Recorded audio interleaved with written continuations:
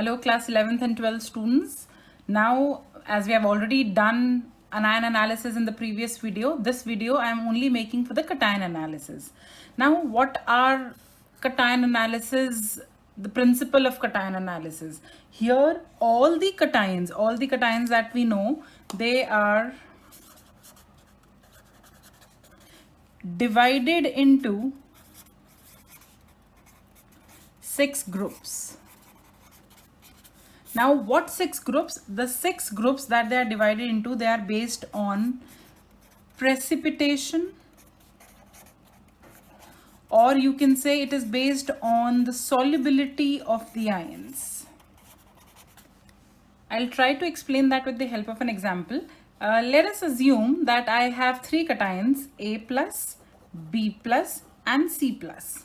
Okay, and I say that in a particular reagent, let's talk about particular reagent Z. If I put the solution of A plus in Z, B plus in Z and C plus in Z, the solubility is in this order. That means A plus will dissolve in Z readily, B plus a little with a difficulty and C plus with the most difficulty if I am comparing all of them together. That means the moment you will put them in Z, my C plus cation will precipitate. Why? Because it was the least soluble one. So now I will have a residue in my test tube, and this residue will have what? This residue will have my C plus cation. And what would be left in the filtrate?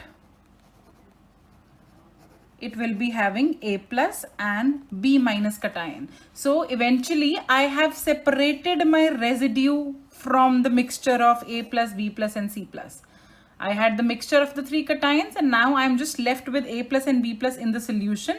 The residue I can quickly separate with the help of a separating funnel, with the suction pump I can quickly separate it, and I'll be left with a liquid which will be having A plus and B plus. Now, if the mixture has A plus and B plus, now I will try another reagent which is Y. And now according to these two, let's say the solubility of B plus was more in Y. So now what will happen? In my test tube, I'll have a residue which will be A plus because it was less soluble. So now residue will have my A plus cation and my filtrate would be having B plus. So now this is a way by which you can separate the different cations, or you can distinguish between all of them if you know in which particular reagent they are soluble in. So here Z and Y, they are called as my group reagents. So if on the basis of precipitation and solubility I want to categorize them, I end up having 6 different groups for cations. A table here in which I have separated the columns. The first would be the group number. The second would be the reagent that I am using to precipitate a particular cation. Then what cations can be precipitated with the help of that particular reagent, and the form, the chemical formula or the way in which that precipitate would be dissolved or would be present in that residue.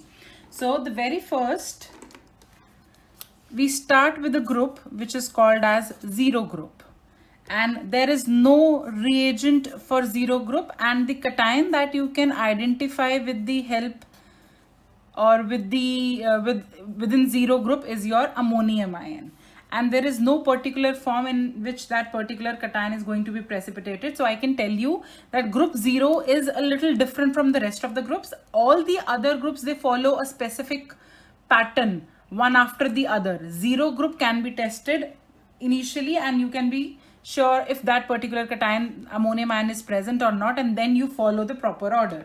The next group that you have is group 1, and the reagent for group 1 is your dilute hydrochloric acid, your dilute HCl.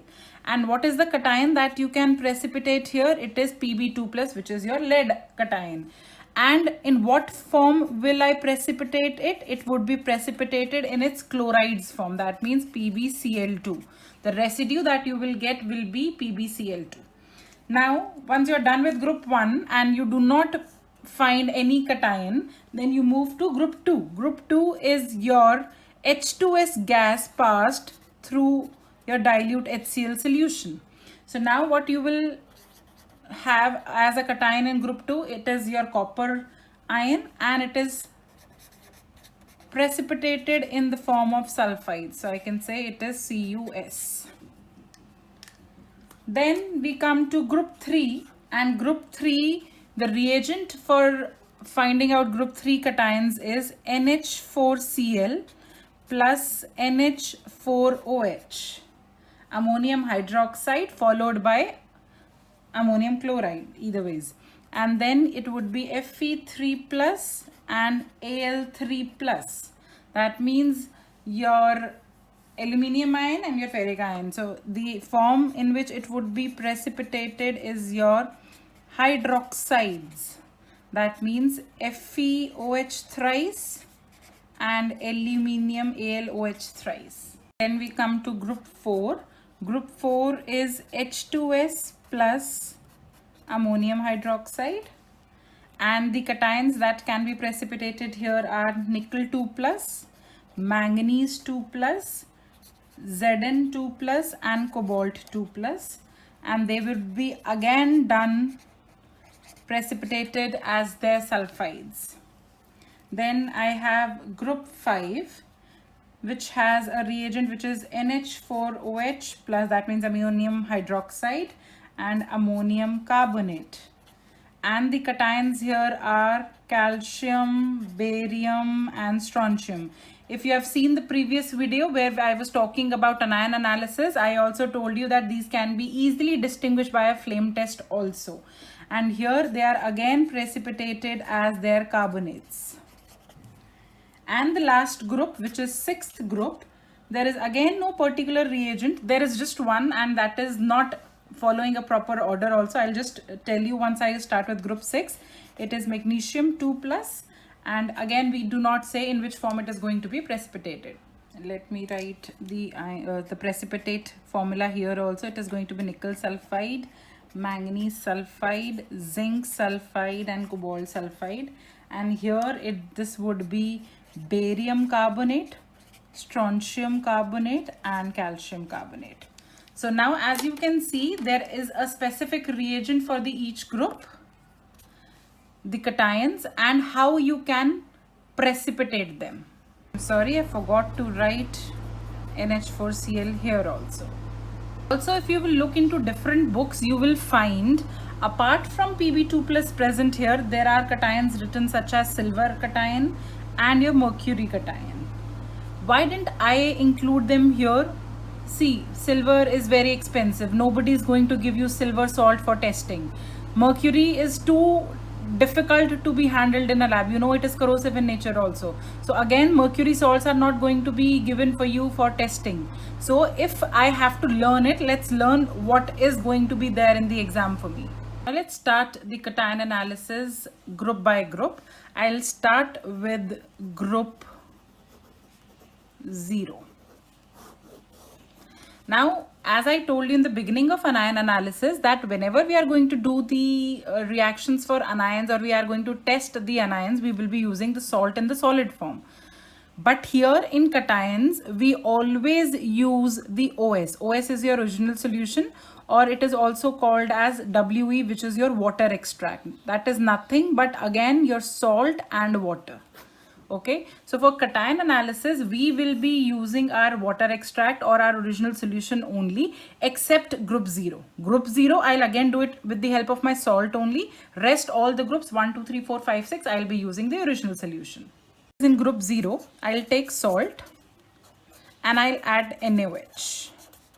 And if it had ammonium ion, I should smell of ammonia gas.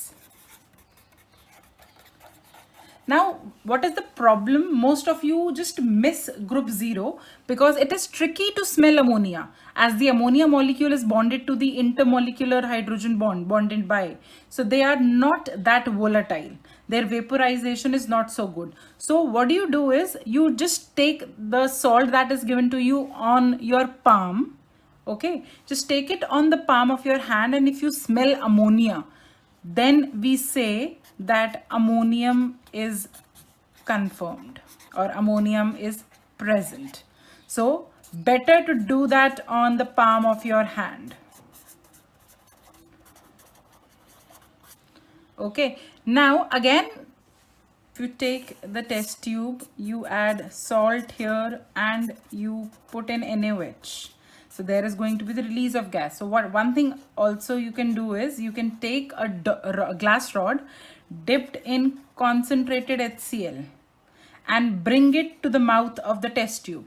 Now again, what will happen? You will see dense white fumes, right?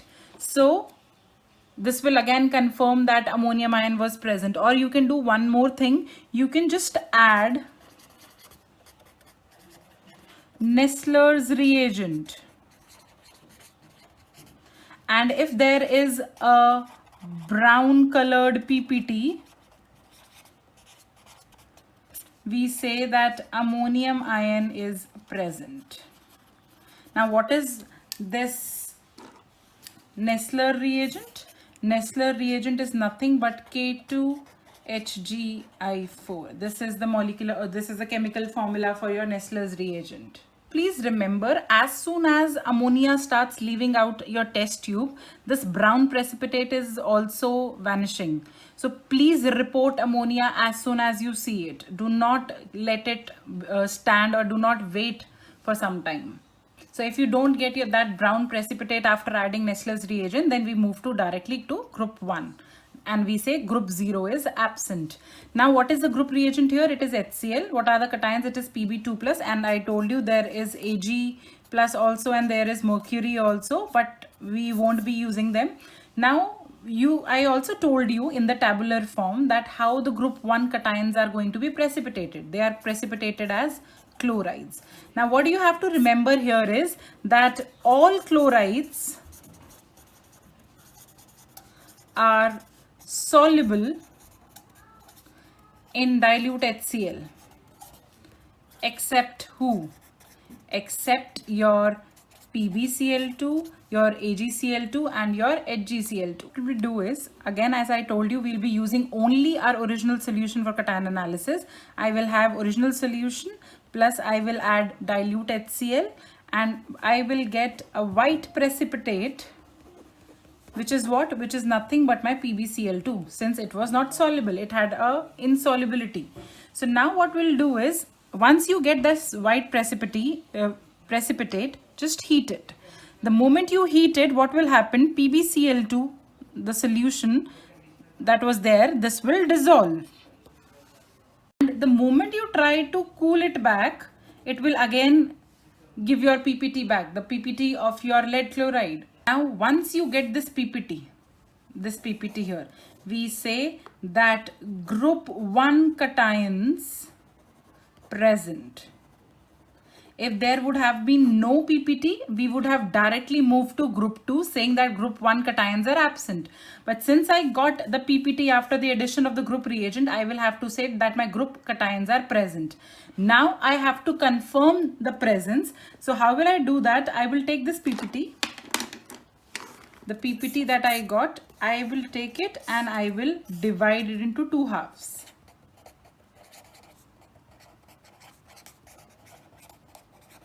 In 1 half, I will add Ki solution.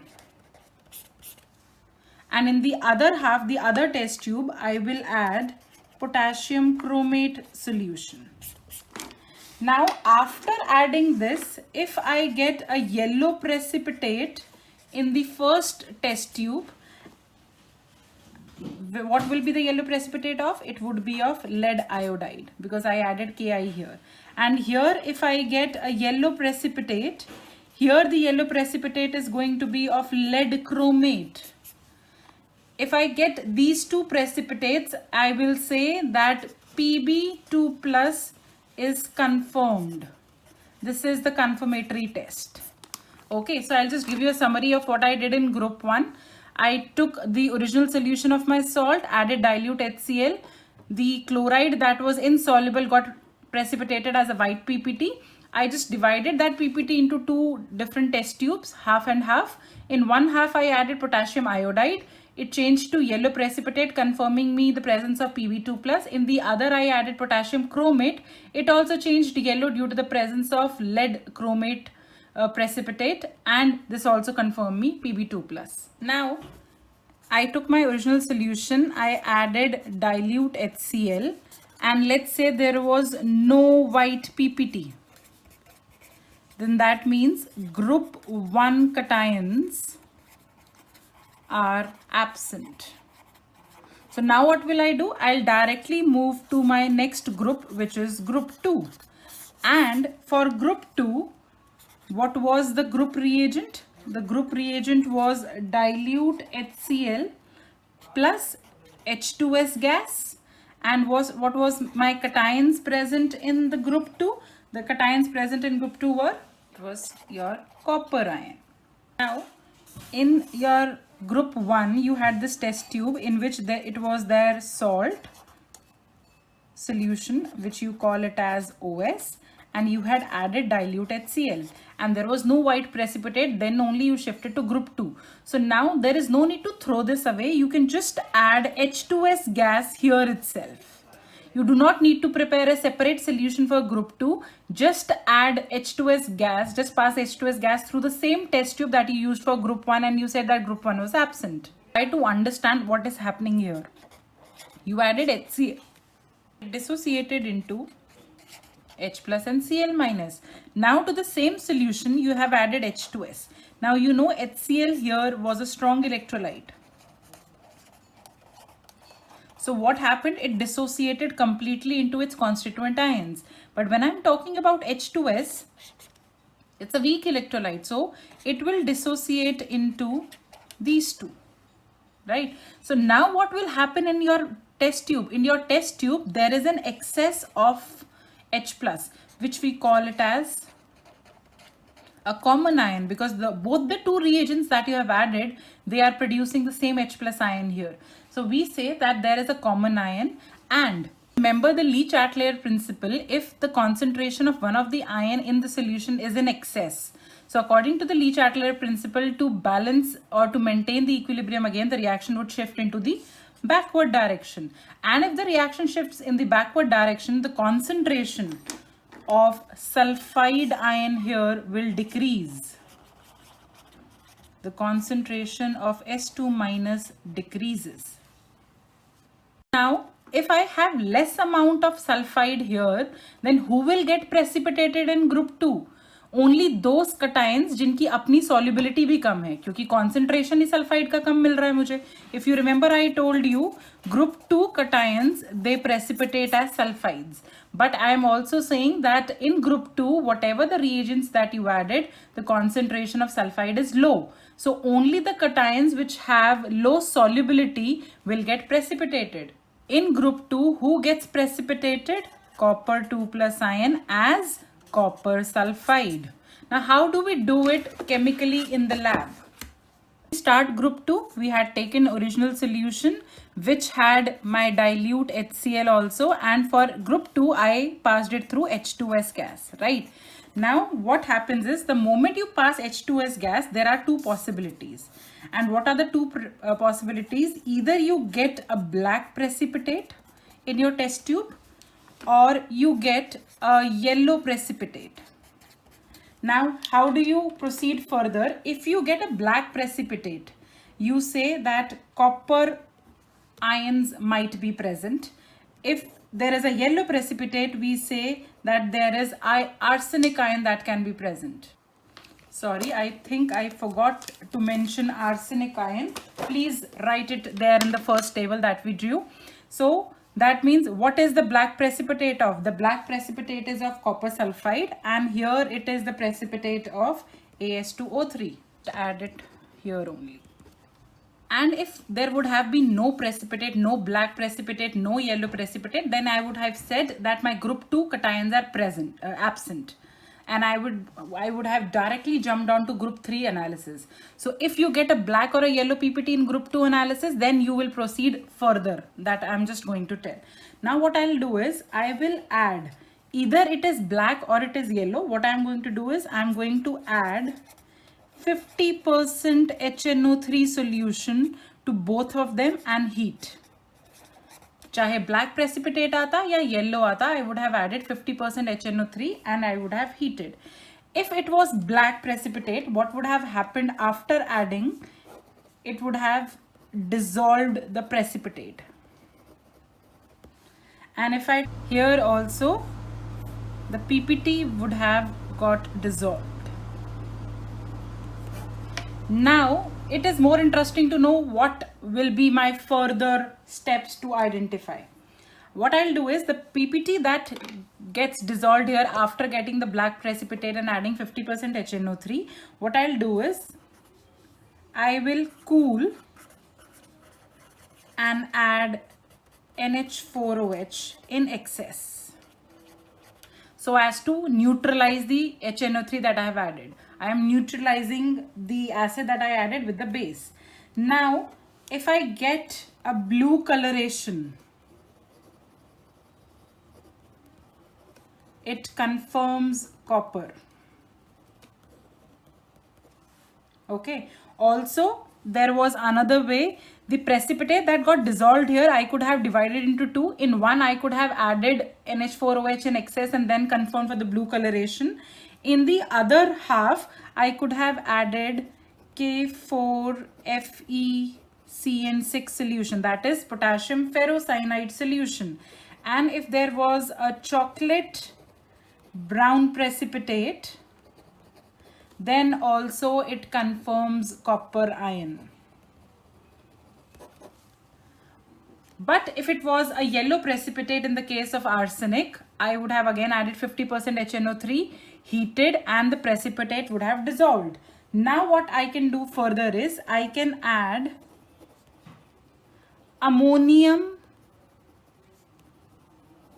molybdate solution. And on keeping it for some time, a canary yellow precipitate would have confirmed the arsenic ion. Now again, this is the same canary yellow type of color that you would have observed for your phosphate confirmation test in anion analysis. Now let's move to group 3. आपने क्या किया? Group 3 में हमारे पास कौन कौन से cations हैं? Fe3+ and Al3+, ferric ions and aluminium ions. Now in the previous groups, you started with original solution, you added dilute HCl, and we saw that no white precipitate came. So we said that group 1 is absent. Then what we did, we just added H2S gas in the above solution only. And if there is still no black or yellow PPT, what will I say? I will say that group 2 is also absent. So that means now it is the time to move to group 3. So now you can take the same solution. If you remember, what I told you about group 3 is that the group reagent for group 3, it is NH4Cl plus NH4OH. Right? So if you use the same solution, you have this acidic medium also, you have H2S gas also. So either you can boil it and let the gases evaporate and then you use it for group 3, or I'll suggest you again take your original solution and what do? You add NH4Cl and then you add NH4OH. Now before I start with the analysis of group 3, you need to follow a few steps before I actually get on to analyzing group 3. And what are those steps? This is what you are going to start your group 3 with, just in case if your salt is colored. Only if your salt is colored, please add 1 to 2 drops of concentrated HNO3. We know that concentrated HNO3 is a good oxidizing agent. So if it is colored, then the salt would have been colored due to the presence of Fe2+, and you know that in the entire table that I drew earlier, there is no analysis for Fe2+. So if you add conc HNO3, it will get oxidized into Fe3+ due to the presence of a good oxidizing agent, right?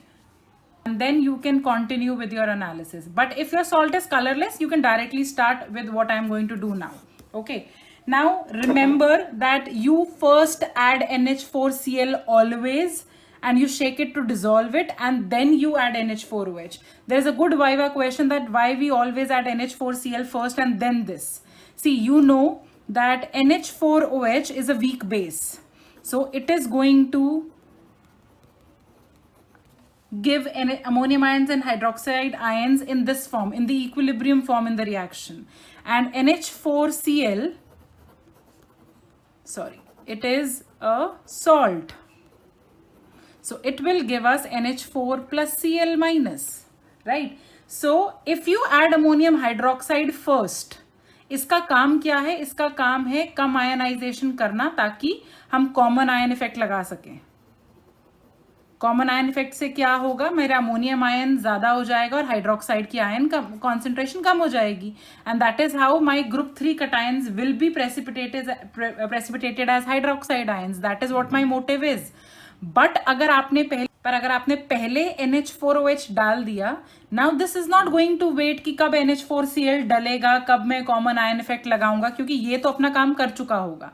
So it is always advisable to put NH4Cl first, shake it to dissolve, and then only add NH4OH in excess. Now again, what will happen? The common ion here is NH4 plus, whose concentration is more.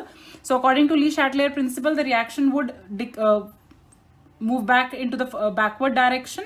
The concentration of hydroxide ions will decrease, and if it decreases, your cation will be precipitated in the form of hydroxides. I hope it is now clear. So now what will happen? You have taken this, your original solution, plus ammonium chloride plus ammonium hydroxide, right? And this is also added to make the solution basic. Now if by adding this you see a precipitate, then you say that the group 3 cations are present. If there is no precipitate, you will say group 3 is absent, and you will directly move on to the analysis for group 4. But if you get a precipitate here, then it is confirmed that group 3 cations are there. Now, what are the two possibilities? The two possibilities are that you get a jelly-like white precipitate, which is of aluminium hydroxide, or you get reddish brown precipitate for iron hydroxide. Now it is completely based on the color of the precipitate that you get. If you get a white like precipitate, it is for aluminium cation. If you get it for reddish brown, then it is for iron cation. Okay, so in either of the cases, if it was jelly like or it was reddish brown, let's start with the jelly-like precipitate. If it was jelly-like, we are doubting that it is aluminium hydroxide precipitate. So what will I do is I will add dilute HCl. After adding dilute HCl, what will happen? The precipitate will dissolve. Because what will be formed? Due to the formation of aluminium chloride. So now my precipitate dissolves. So now what will I do is I will add 1 to 2 drops of litmus solution. You can use any litmus solution, red or blue, that is completely up to you. The moment you will add, you will see color changes to red. Why red? Because you had added dilute HCl. So there is an acidic medium here, which is already there, right? So now when the color changes to red, add ammonium hydroxide dropwise. Now what you are doing, you are changing it to the basic medium. So your red should start converting to blue. So if this was your test tube, here red changes to blue. Blue is for aluminium hydroxide.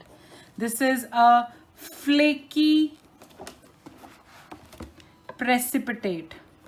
We call it as a blue lake being formed, and hence the test name is also blue lake. The examiner can also ask you what is a blue lake test. So you will have to explain from the beginning that you had already dismissed presence of group 2 cations to be there. You started with the group 3 analysis, what all you added and how you reached this point. Okay. Now if it was reddish brown precipitate, then what you would have done? I would have again added dilute HCl. So what would have happened? The PPT dissolved. Now here it was aluminium chloride which was being formed. Here it is FeCl3 that is being formed.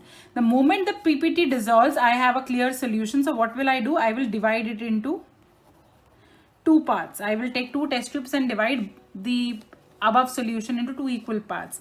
To the first, I will add potassium ferrocyanide, and the moment you add, it changes to deep blue coloration. This deep blue coloration is due to this compound, formation of this compound, and this confirms what? This confirms Fe3 plus to be present. And to the other half of the test tube, just add potassium thiocyanide. What will happen? A blood red coloration will appear due to the formation of this compound, and again it will confirm Fe3 plus. So this is how you will go about for your group 3 analysis. If you look at the table again, group 2 and group 4, they both are using H2S gas. But the major difference here is that in group 2, H2S was being dealt with in acidic medium, and in group 4, we are dealing with the basic medium. So remember what is the difference between group 2 and group 4. And also group 2 and group 4 both are being precipitated as sulfides. So what is going to be the difference between the two types of sulfides? The solubility of copper sulfide is less and the solubility here is more. अगर आपने यहीं पर basic medium डाल दिया होता तो आपका ये वाले सारे कटाइंस भी यहीं प्रेसिपिटेट हो गए होते, and then you would have wondered which cation was it. So you have to be very specific that the sulfides here had low solubility and here it has a little comparatively higher solubility than them. But yes, you will get precipitated. You will have the sulfides of nickel, manganese, zinc and cobalt get precipitated in group 4.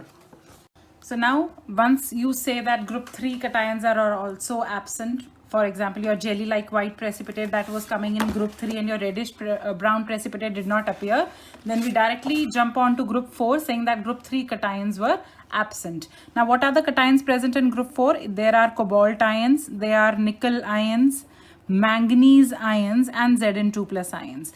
You need to know that zinc ions, the zinc salts are always colorless, or you can say they are always white. But when I talk about cobalt, nickel and manganese, they are colored salts. Cobalt and nickel, you will be directly able to see the difference in the color. But when you see manganese salts, they are very light baby pink in color. So you have to compare them with a proper white salt to see the difference if it is a little light colored or not. Otherwise, manganese salts might confuse you. Alright, so what is the group reagent here? You have taken original solution. Then you added again your ammonium chloride, you shake it to dissolve it. It was a pinch of the salt and not the solution.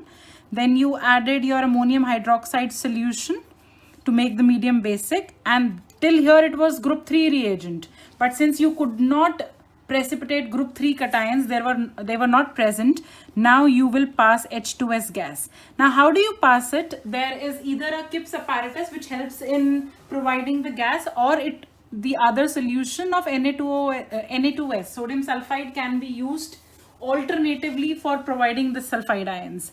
Now, if you get a precipitate, then you say that there is presence of any of the above 4 cations. If you do not get a precipitate here, you directly move on to group 5. Now, how to check which particular cation is here? Now, there are 3 different precipitates that might occur. The first one is a dirty white precipitate. Either you can get a buff precipitate or there is a black precipitate. Now, when I'm talking about dirty white, it is due to zinc sulfide. So zinc ion would be confirmed from the procedure that I'll write here. Then there is buff. What is buff? Buff is pinkish peachish color. This is due to manganese salt, and here it is going to be due to cobalt sulfide or nickel sulfide. So cobalt and nickel cation will not be confirmed just as yet. It would be a proper procedure to follow. So now let's first start with the dirty white, because this is of more importance as you have colorless salts only in your syllabus. So what we'll do is I will add dilute HCl. So the moment I will add dilute HCl, my PPT will dissolve. Why? Because ZnCl2, zinc chloride, would be formed. So PPT dissolves due to the formation of zinc chloride. So now I will divide the solution. Because the PPT has dissolved, I will have a clear solution now. I will dissolve this solution into two parts.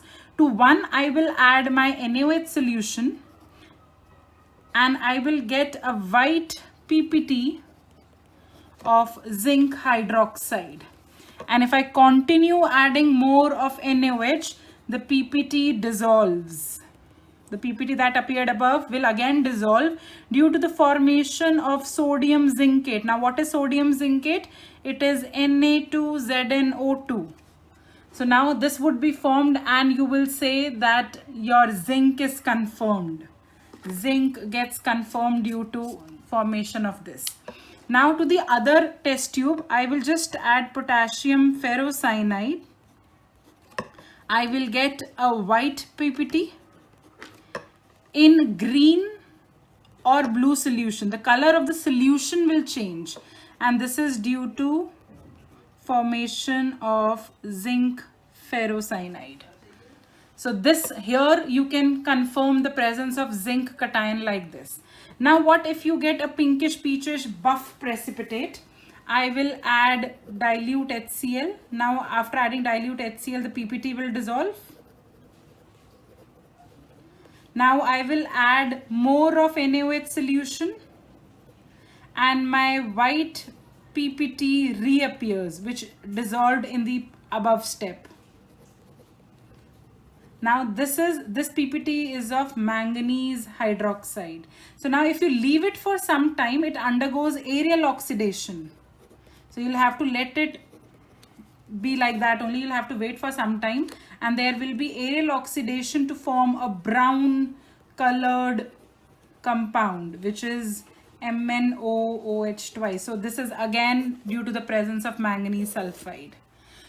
Now if you would have observed a black precipitate, then there is still a confusion if it is cobalt ion or nickel ion. So what will I do here is, for both of them, I will add 1 to 2 ml aqua regia. You know what is aqua regia? Aqua regia is 3:1 concentrated HCl to concentrated HNO3 solution. So I will add 1 to 2 ml of aqua regia here. I will heat it till it becomes dry. So the heating will have to continue for some time and it will become dry. Once it becomes dry, the PPT is dissolved. So now what will I do is I'll let it cool for some time and I will add 2 to 3 ml of water. So now after the PPT was dissolved and you again add water, there would be a solution made again. So now this solution you will divide into two. To one of this part, one of the solution, you will add 1 ml of amyl alcohol, to which you will add ammonium thiocyanide, and it will give you a blue color which confirms cobalt. And if this is not formed, then you can be directly sure that it is nickel, because you had gotten black precipitate which is either for cobalt or nickel. And if you cannot confirm cobalt, then the only option left is nickel. But let's do a small test for nickel confirmation also. To the other half of the solution that was there, I will add 4-5 drops of DMG. What is DMG? DMG stands for dimethyl glyoxime. And I will add NH4OH solution to make it basic. Now I will have a rosy red precipitate. The formula for this rosy red precipitate is nickel has a valency of 2, so this becomes DMG2. And this confirms nickel. So this is how you go about for your group 4 catalysis. You can take a screenshot, you can just practice it in the lab. If you're following all the steps one by one, there is no scope of any mistake. 4 cations are also not present, then we directly move on to group 5. Group 5 has barium, strontium and calcium. These are all white salts, and as I told you in the video for anions, that they all will be present only if there is no sulfate and phosphate. So you'll have to remember, if you identify sulfate or phosphate as an anion, then you'll have to skip group 5. If the anion is something else apart from these two, then you will go about for group 5. And none of them is a colored salt.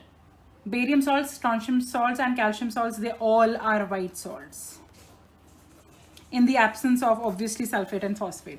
So now how will we start? We start with original solution. I again add a pinch of ammonium chloride, shake it to dissolve it. Then I add ammonium hydroxide solution to make the medium basic. Okay, and the moment I add these three, the solution I divide into 2. Okay, in one of the solutions I will add ammonium carbonate solution. This is ammonium carbonate. If there is no PPT that you observe, then group 5 is absent. You can directly move to group 6. Very easy. You are done with this. But if there is a white precipitate, then you say that group 5 is present. And what are the chances that it will be? It will be BaCO3, that is barium carbonate, because you added a carbonate salt here, barium carbonate, strontium carbonate, or calcium carbonate. So what I do now is I add acetic acid to the white precipitate that I get, and what will happen? My PPT will dissolve.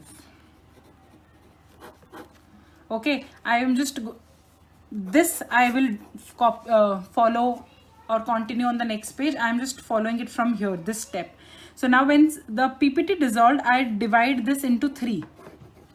Okay, the PPT that was dissolving after you added acetic acid, you will divide the solution into 3.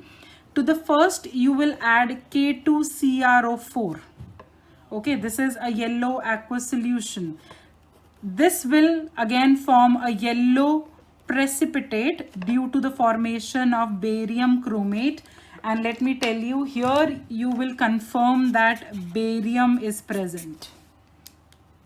Okay, now if and only if you do not get a yellow color, then you will move for the next test. Otherwise you will stop here and say that barium was present. Now if the barium is absent, then in the next solution, next test tube, you will add ammonium sulfate solution.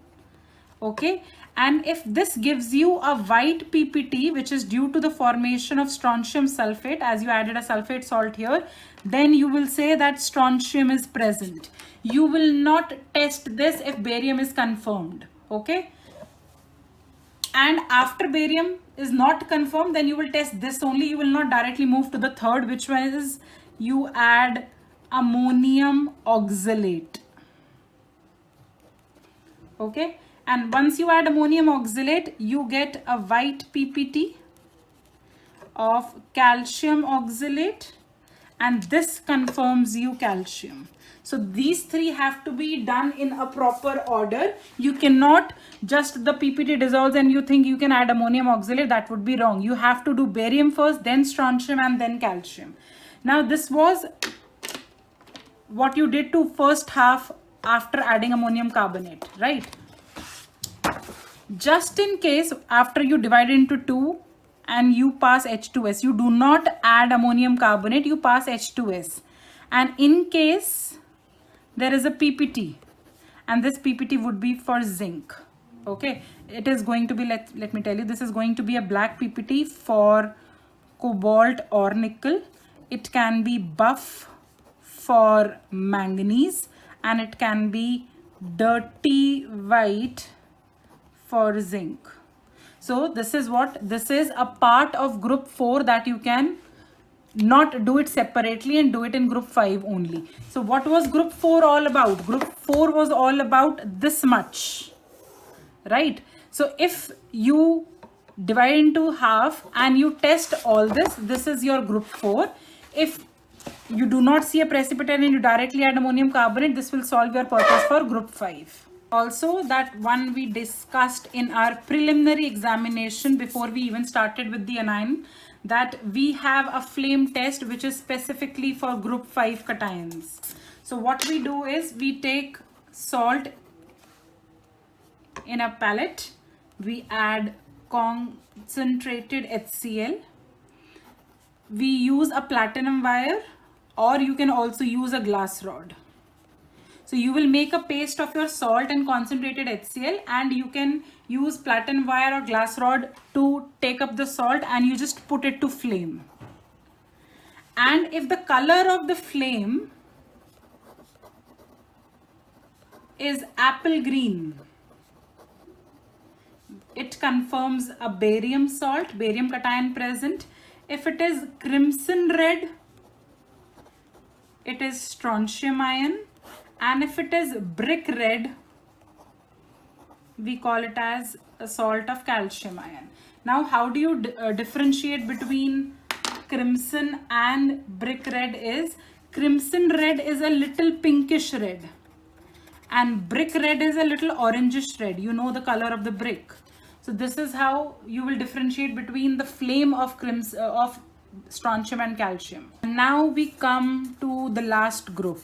If you have analyzed all the 5 groups and you could not confirm any of the cation, then the last step is that you follow group 6 analysis, which is nothing but your original solution plus NaH2PO4, which is called as sodium dihydrogen phosphate.